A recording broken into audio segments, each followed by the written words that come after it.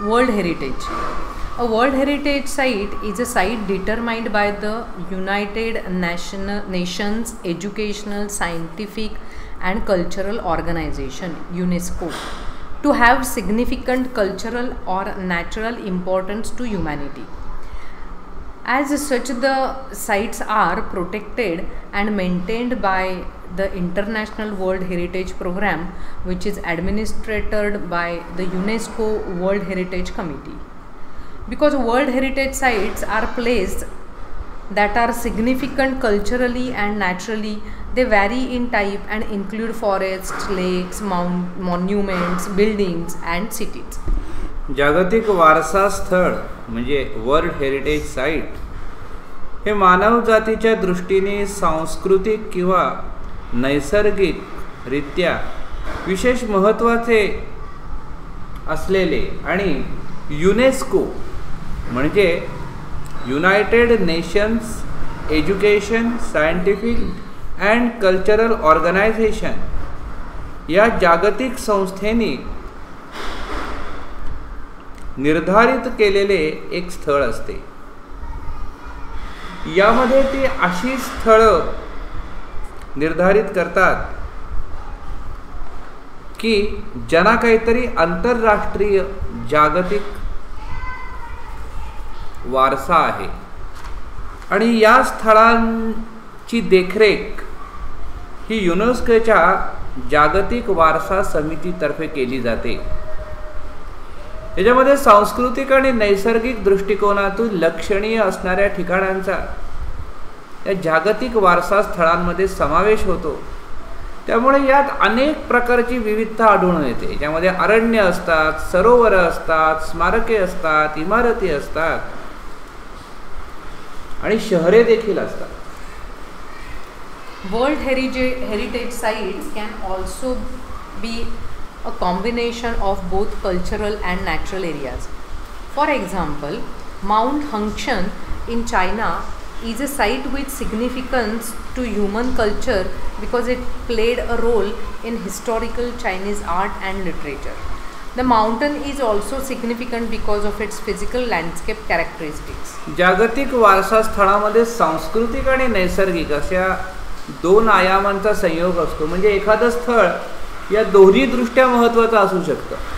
उदाहरणार्थ चीनमधला जो माउंट हंगशन नावाचा पर्वत आहे तो ऐतिहासिक काळात हा चीनी कला आणि साहित्यात उल्लेखनीय अशा घटना त्या परिसरात घडलेल्या आहेत आणि याचबरोबर तो एक भौगोलिक स्थलसौंदर्याच्या दृष्टीने महत्त्वपूर्ण आहे. History of World Heritage Sites. Although the idea of protecting cultural and natural heritage sites around the world began in the early 20th century,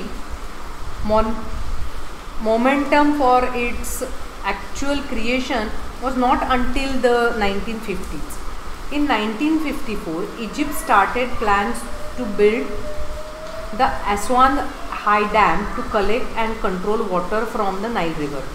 The initial plan for the dam's construction would have flooded the valley containing the Abu Simbel temples and scores of ancient Egyptian artifacts.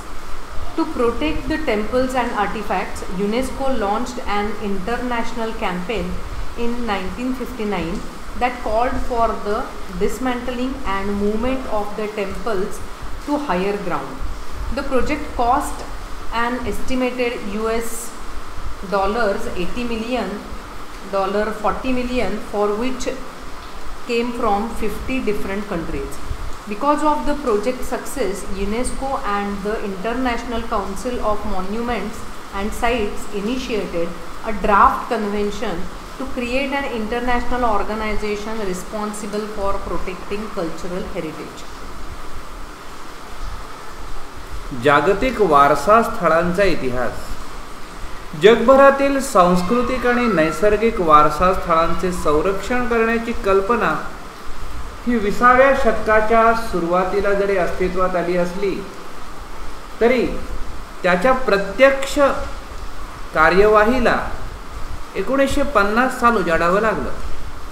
1954 मध्ये इजिप्तने Nile नदीवरती आस्वान येथे एक मोठं धरण बांधायचं ठरवलं.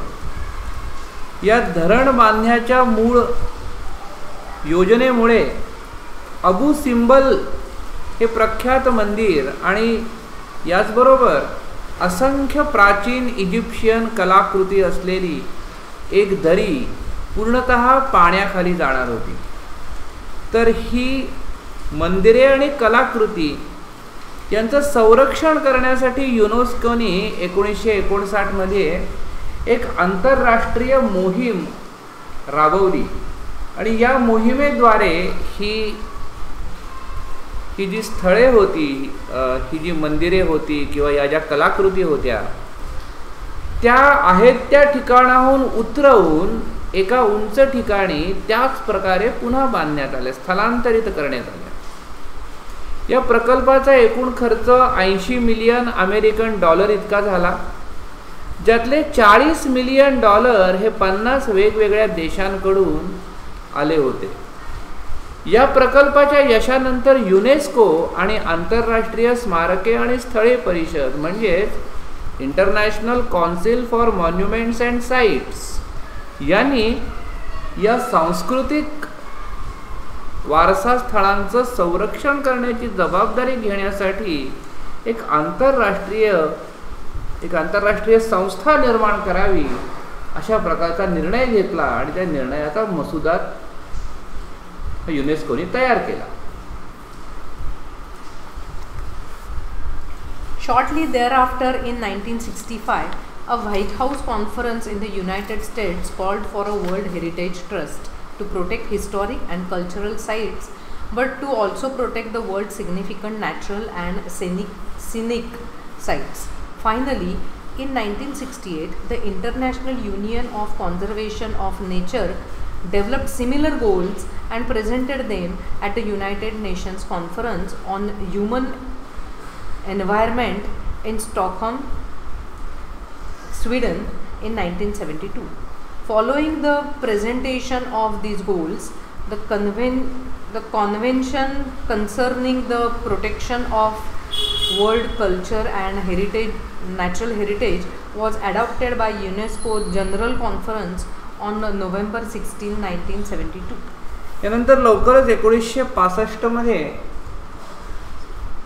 अमेरिकेच्या white हाऊसमध्ये एक परिषद भरली आणि याच्यामध्ये जागतिक वारसा विश्वस्त संस्था म्हणजे वर्ल्ड हेरिटेज ट्रस्ट अशा प्रकारची एक संस्था स्थापन करण्याची मागणी केली गेली. या संस्थेअंतर्गत ऐतिहासिक स्थळांबरोबरच जगातील महत्त्वाच्या निसर्गरम्य स्थळांचेही संरक्षण करण्यात येईल असे ठरवण्यात आले.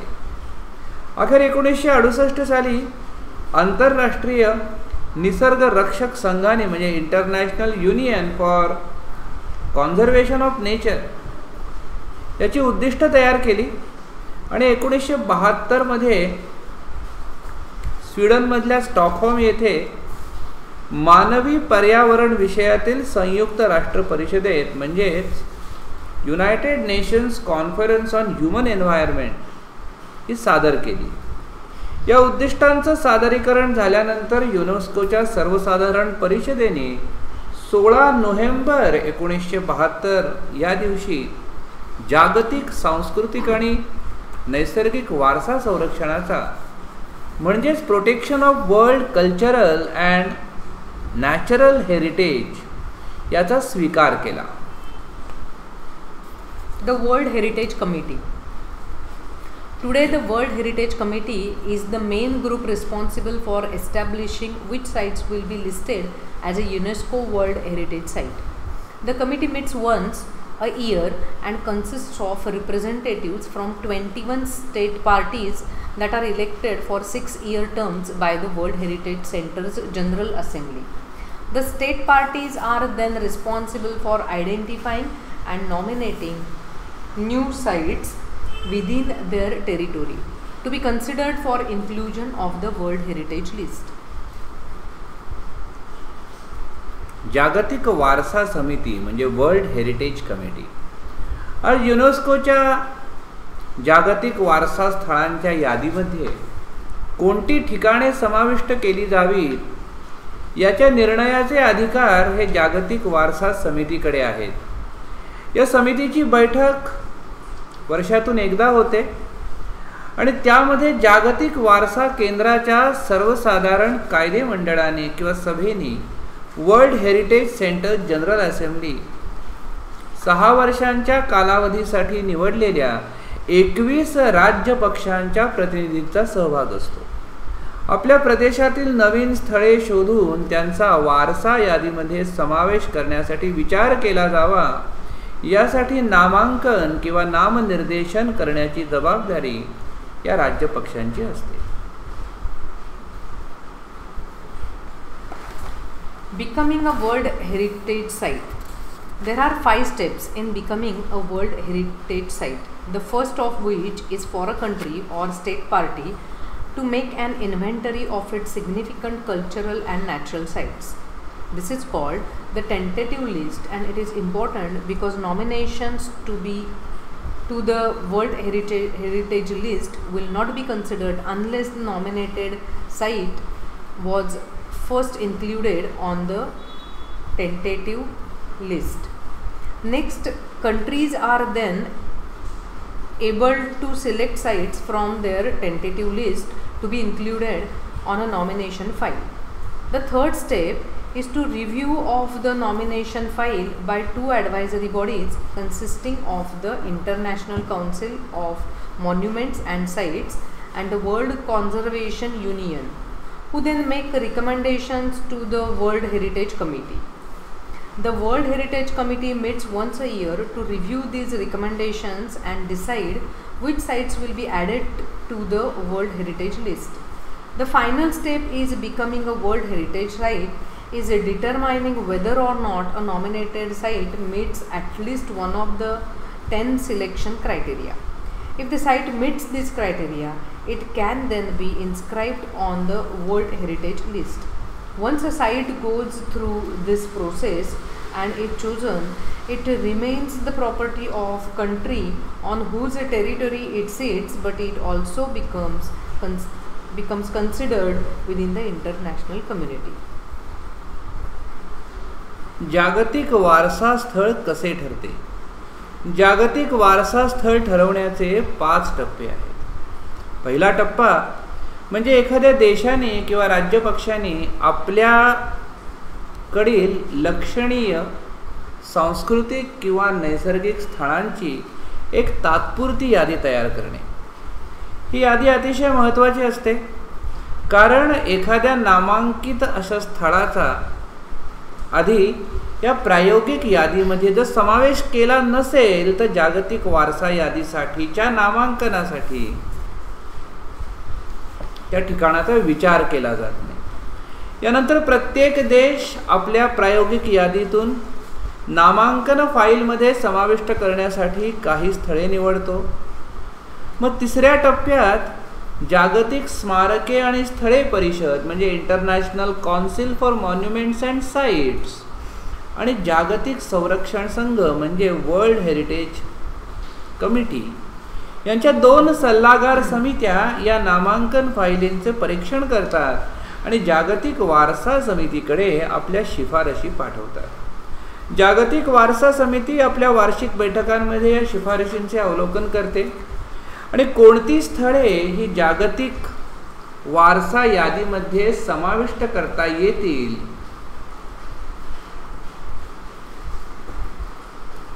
याचा निर्णय घेते. जागतिक वारसा स्थळ बनण्याचा शेवटचा टप्पा म्हणजे प्रस्तुत नामांकित स्थळ हे 10 निवड निकषांपैकी किमान 1 निकष पूर्ण करते की नाही हे तपासणे. या स्थळाने जर निकष पूर्ण केले तर जागतिक वारसा यादीमध्ये त्याचे नाव नोंदवले जाते. एखादे स्थान या संपूर्ण प्रक्रियेतून निवडले गेल्यानंतर ते ज्या भागात आहे त्या देशाची मालमत्ता तर ते असतेच, परंतु आंतरराष्ट्रीय समुदायाचा महत्त्वपूर्ण भाग म्हणून त्याची गणना केली जाते. Types of World Heritage Sites. As of 2009, there are 890 World Heritage Sites that are located in 148 countries. Map. 689 of these sites are cultural and include places like the Sydney Opera House in Australia and the Historic Center of Vienna in Austria. 176 are natural and feature such locations as the US Yellowstone and Grand Canyon National Parks. 25 of the World Heritage Sites are considered mixed, that is natural and cultural. Peru's Machu Picchu is one of these. Italy has the highest number of World Heritage Sites with 44. India has 36, 28 cultural, 7 natural and 1 mixed World Heritage Sites. The World Heritage Committee has divided the world's countries into 5 geographic zones, which include Africa, Arab states, Asia Pacific including Australia and Oceania, Europe and North America, and Latin America and the Caribbean. जागतिक वारसा स्थळांचे प्रकार. 2009 पर्यंत गणना केलेली 148 देशांमध्ये स्थित असलेली एकूण 890 जागतिक वारसा स्थळे आहेत. त्यातील 689 स्थळे सांस्कृतिक आहेत, ज्यात ऑस्ट्रेलियातील सिडनीचे ऑपेरा हाऊस आणि ऑस्ट्रियातील व्हिएन्ना येथील ऐतिहासिक केंद्र यांचा समावेश होतो. 176 ठिकाणे नैसर्गिक आहेत. उदाहरणार्थ अमेरिकेतील येलोस्टोन आणि ग्रँड कॅनन नॅशनल पार्क्स. यातील 25 जी ठिकाणं आहेत ती संमिश्र आहेत. उदाहरणार्थ पेरूचं माचू पिच्चू हे एक आहे. इटलीमध्ये सर्वाधिक 44 जागतिक वारसा स्थळे आहेत. भारतामध्ये 36, त्याच्यामध्ये 28 ही सांस्कृतिक, 7 ही नैसर्गिक, 1 मिश्र अशी स्थळे आहेत. जागतिक वारसा समितीने जगातील देशांची 5 भौगोलिक प्रदेशांमध्ये विभागणी केली आहे. ती अशी: 1 आफ्रिका, 2 अरब राष्ट्रे, 3 आशिया पॅसिफिक, याच्यामध्ये ऑस्ट्रेलिया आणि ओशिनियासह, आणि युरोप, उत्तर अमेरिका, आणि 5वा भाग आहे लॅटिन अमेरिका आणि Caribbean. World Heritage Sites in danger. Like many natural and historic cultural sites around the world, many World Heritage Sites are in danger of being destroyed or lost due to war, poaching, natural disaster like earthquake, uncontrolled urbanization, heavy tourist traffic, and environmental factors like air pollution and acid rain. World Heritage Sites that are in danger are inscribed on the separate list of World Heritage Site in danger, which allows the World Heritage Committee to allocate resources from the World Heritage Fund to that site. In addition, different plans are put into place to protect and or restore the site. If, however, a site loses the characteristic which allowed for it to be originally included on the World Heritage list, the World Heritage Committee can choose to delete the site from the list. To learn more about World Heritage sites, visit the World Heritage Center's website at whc.unesco.org. धोक्यात असलेली जागतिक वारसा स्थळे. जगभरातील कित्येक नैसर्गिक, ऐतिहासिक आणि सांस्कृतिक स्थानांप्रमाणे अनेक जागतिक वारसा स्थळांना आज धोका निर्माण झाला आहे. युद्धे, अतिक्रमण किंवा भूकंप यासारख्या नैसर्गिक आपत्ती किंवा अफाट शहरीकरण किंवा पर्यटकांचे प्रचंड लोंढे, हवेचे प्रदूषण, आम्लवर्षा यासारख्या अनेक पर्यावरणीय घटक यामुळे ही वारसा स्थळे नष्ट होण्याच्या मार्गावर आहेत. अशा संकटात पडलेल्या जागतिक वारसा स्थळांना धोक्यात असलेली जागतिक वारसा स्थळे अशा वेगळ्या यादीमध्ये समाविष्ट केले जाते आणि जागतिक वारसा समिती जागतिक वारसा निधीतून अशा स्थळांना विशेष संसाधने पुरवते. याशिवाय त्या स्थळांचं संरक्षण आणि जीर्णोद्धार करण्यासाठी अनेक उपाययोजना केल्या जातात. आणि तरी देखील एखादं स्थळ ज्या लक्षणीय कारणांमुळे मूलतः जागतिक वारसा यादीमध्ये समाविष्ट झाले होते, ती वैशिष्ट्ये जर नष्ट झाली असतील तर जागतिक वारसा समिती आपल्या यादीतून ते नाव वगळू शकते.